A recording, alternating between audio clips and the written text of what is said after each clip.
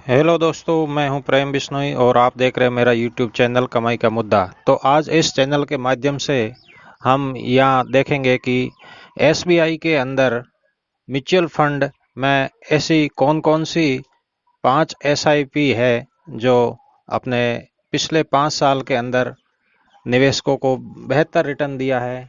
तो उन एसआईपी के बारे में आज हम इस वीडियो के अंदर चर्चा करेंगे। आप मेरा पूरा वीडियो देखें ताकि आपके समझ में आए। तो आइए हम जानते हैं कि ऐसी कौन कौन सी एसआईपी है जिसके माध्यम से यहाँ पर हम निवेश कर और अपना लाभ कमा सकते हैं। तो सबसे पहले है दोस्तों SBI technology opportunities fund direct plan. Number दूसरी है SBI small cap fund direct plan. Number तीसरी है SBI Foxwood equity fund direct plan. Number चौथी है SBI Contra fund direct plan. Number पांचवी है SBI large and mid cap fund direct plan. तो ये कुल आज मैंने 5 एसआईपी को क्यों चुना है और टोटल डायरेक्ट फंड को क्यों चुना है वो भी आप इस वीडियो के अंदर देखेंगे और सुनेंगे। तो आज हमारी सबसे ज़्यादा बेस्ट रिटर्न देने वाली जो एसआईपी है वो SBI technology opportunities fund direct growth plan है। और इसको हम देखें तो इसका आज करंट एनएवी यानी 13 अप्रैल 2022 के अनुसार 161.41 रुपीज़ है। और इसका CAGR यानी कंपाउंड एनुअल ग्रोथ रेट जो 5 साल का है वो 29.42% है। इसका एग्जिट लोड 0.50% है। अगर 1 साल से पहले हम इसको एग्जिट कर देते हैं तो इतना लोड लगता है। एक्सपेंस रेशियो 0.89% है, यानी कि इसका जो खर्च है डायरेक्ट प्लान का वो 0.89% है। तो इस प्लान में क्या क्या है वो हम आगे देखते हैं। यहाँ पर चार्ट दिखा रहा है, ये मैक्सिमम चार्ट है और पिछले 3 साल का इस तरह से है। और इसका AUM जो इसका फंड है वो 2632.9 करोड़ रुपए का है। और रिस्क इन्वॉल्व वेरी हाई होता है अधिकतर म्यूचुअल फंडों के अंदर। इसके फंड मैनेजर है मिस्टर सौरभ पंत। और ये किन किन सेक्टरों में विभाजित की गई है, जो सेक्टर और एलोकेशन कितना है उसके अनुसार इंफॉर्मेशन टेक्नोलॉजी के अंदर लगभग 61% है इसका फंड है। फॉरेन सिक्योरिटीज़ के अंदर 20%, कम्युनिकेशन सर्विसेज के अंदर 8.74% और स्ट्रेप रिवर्स रेपो के अंदर 7.92%, e commerce electronic food and other sector के अंदर 1% है। इसी तरह से फंड होल्डिंग जो इसका है वो इन्फोसिस में सबसे ज़्यादा है 24.03%। टाटा कंसल्टेंसी सर्विस 8.45, अल्फ़ाबेट्स के अंदर 8.31%, HCL टेक्नोलॉजी के अंदर 8.13%। इस प्रकार से इसका फंड लोकेशन दिया गया है। तो अब हम देखते हैं कि हमारा जो नंबर 2 है वो SBI स्मॉल कैप फंड है। इसका आज करंट एनएवी 117.55 रुपीज़ है और पिछले 5 सालों में इसने कुल 21.29% का जो CAGR यानी compound annual growth rate income दिया है। इसका एग्जिट लोड 1% है, एक्सपेंस रेशियो 0.7% है और मैक्सिमम चार्ट इस प्रकार से है, आप देख रहे हैं। और इसका फंड 11,576.5 करोड़ रुपए का है और इसके इन्वॉल्व बता दिया था कि इसका भी वेरी हाई है। और इसके फंड मैनेजर है मिस्टर आर श्रीनिवासन। ये इंडस्ट्रीज सेक्टर के अंदर इसका 25.79% है लोकेशन। कंज्यूमर डिस्क्रेशनरी के अंदर 22.48% एलोकेशन है। मटेरियल्स के अंदर 11.24, ट्रैप्स एंड रिवर्स रेपो के अंदर 8.39%, कंज्यूमर स्ट्रैप्स के अंदर 4.53% और फंड होल्डिंग स्ट्रैप्स के अंदर 8.39% है। शीला फोम के अंदर 4.90 है। एलगी इक्विपमेंट लिमिटेड के अंदर 4.17% है। इसी प्रकार से बाकी भी इसका छोटा मोटा अमाउंट है वो इन सेक्टरों के अंदर विभाजित किया हुआ है। अगला हमारा जो एसआईपी है वो है SBI Foxwood equity fund direct growth plan. इसका वर्तमान में करंट एनएवी 255.79 रुपीज़ है और इसका 5 साल का जो रिटर्न है वो 17.89% है। एग्जिट लोड इसका 1% है। एक्सपेंस रेशियो 0.67% है और चार्ट में इस प्रकार से आप देख सकते हैं, क्योंकि मार्केट जो है कि एक साल के अंदर बहुत अप हुआ है।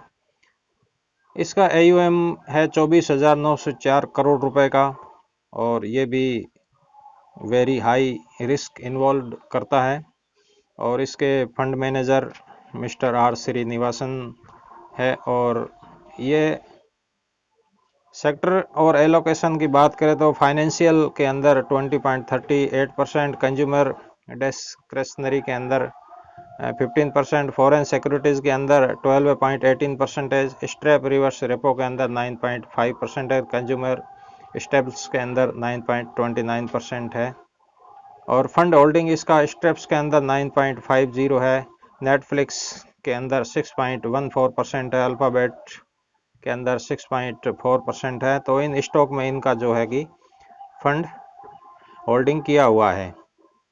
अभी हम आगे चलते हैं तो हमारा आज का जो चौथा है वो SBI Contra fund direct growth plan का है और इसका करंट एनएवी 220.92 रुपीज़ है वर्तमान समय में और पिछले 5 सालों में इसने 16.33% का जो रिटर्न दिया है और एग्जिट लोड इसका 1% है। एक्सपेंस रेशियो इसका थोड़ा ज़्यादा है 1.29% बाकी के मुकाबले और इसका चार्ट अगर देखें तो इस प्रकार से इसने जो है ग्रोथ किया है अपने मैक्सिमम समय के अंदर। ये लॉन्च हुआ है 1 जनवरी 2013 के बाद इसका जो इस प्रकार से ये चार्ट एलोकेशन है।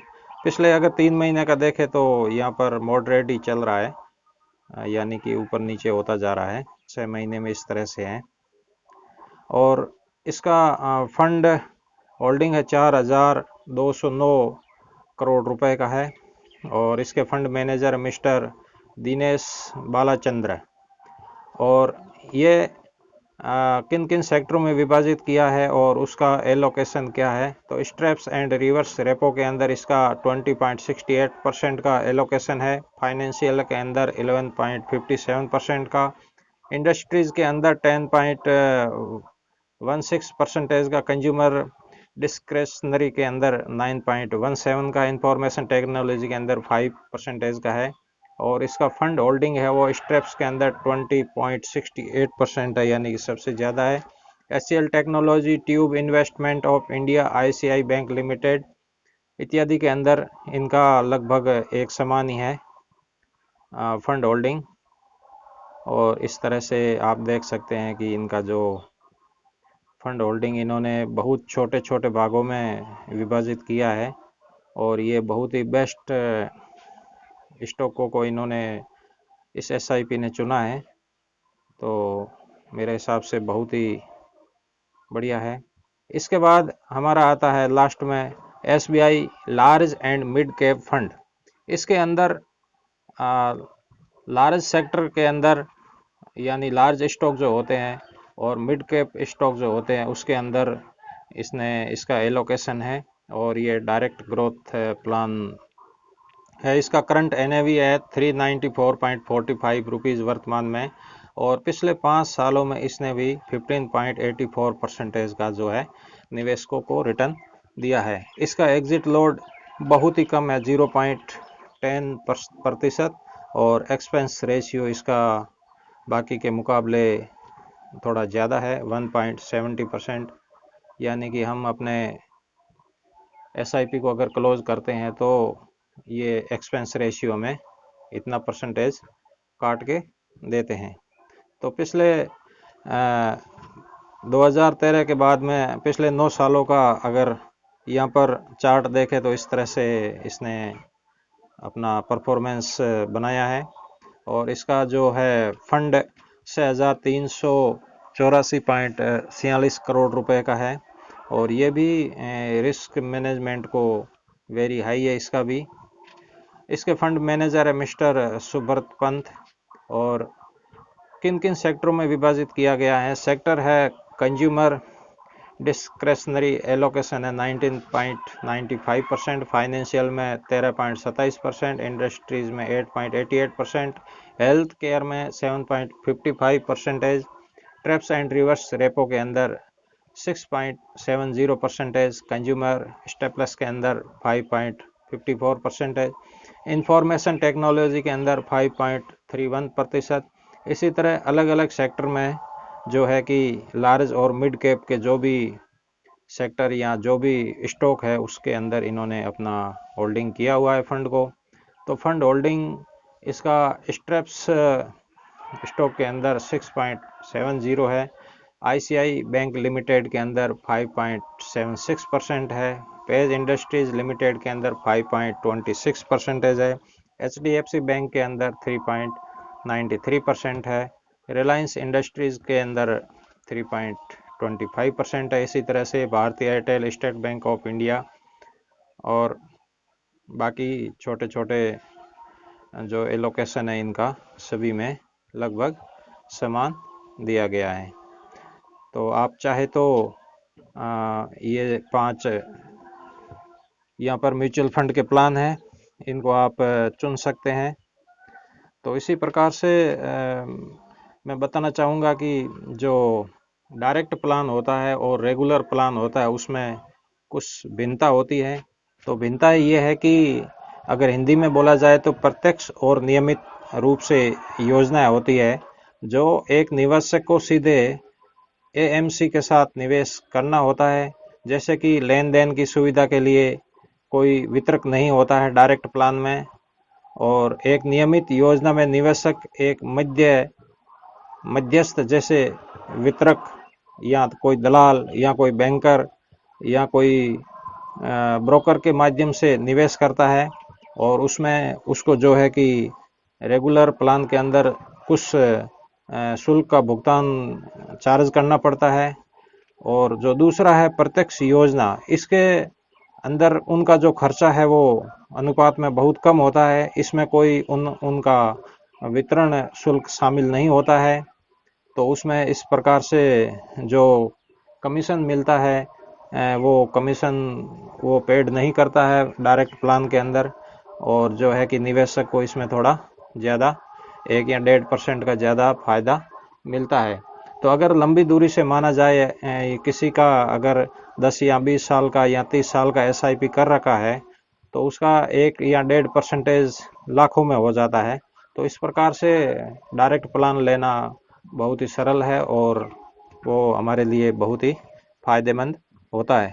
तो दोस्तों, ये आपको वीडियो कैसा लगा, लाइक और कमेंट करना ना भूलें। साथ ही बेल आइकन को दबाकर चैनल को सब्सक्राइब करें। धन्यवाद।